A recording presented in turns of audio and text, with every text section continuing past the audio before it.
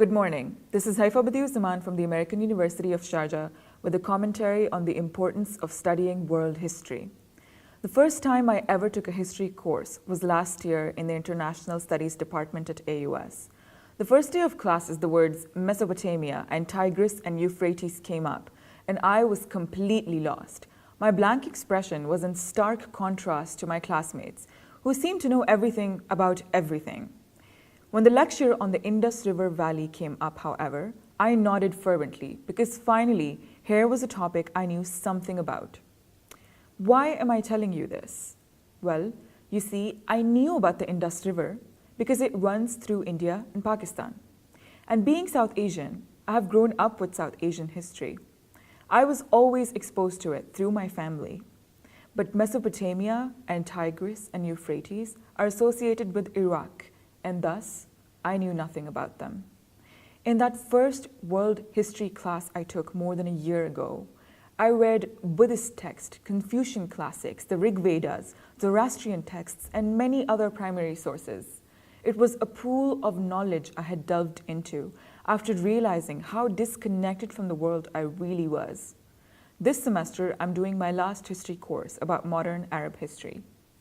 Reading about the history of the Middle East made me realize just how much I don't know about the narratives that surround me and the history of the region I live in. I see my family members' biases about cultures and places that are alien to them, and I truly believe it's because of a lack of knowledge of those places. When you don't know something, you can't identify with it. You don't understand it until you become indifferent to it because it doesn't affect you. To me, that is plain ignorance. We tend to become self-centered as a result of such an attitude and also fall into a practice of othering that which is different from us.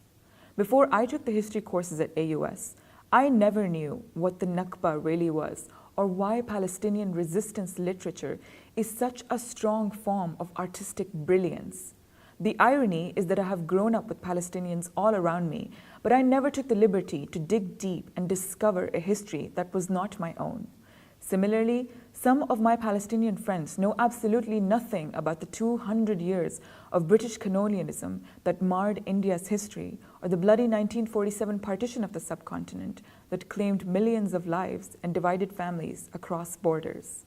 My point in illustrating this example is that we need to know about other people, narratives, histories, and accounts different from our own.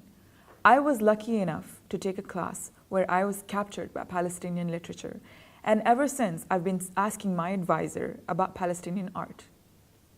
Her suggestions have opened my eyes and heart to an issue I grew up around but never took the initiative to study. I've learned a crucial lesson from Palestinian literature. Resistance can be an idea, a fleeting thought. It can be silence. It can be a message that can be etched into your memory. In the words of the Palestinian poet Tawfiq Zayad, I shall carve the name of every stolen plot and where my village boundaries lay. What homes exploded, what trees uprooted, what tiny wildflowers crushed. All this to remember, and I'll keep on carving each act of this my tragedy, each phase of this catastrophe. All things, minor and major, on an olive tree in the courtyard of my home. The purpose of this commentary is just one simple yet important message. Let's learn about each other. Recite to me poems of olive trees and Jaffa oranges, and in return, I will tell you about my cricket bat and the strings of my rubab. Thank you for listening. This is Haifa from the American University of Sharjah.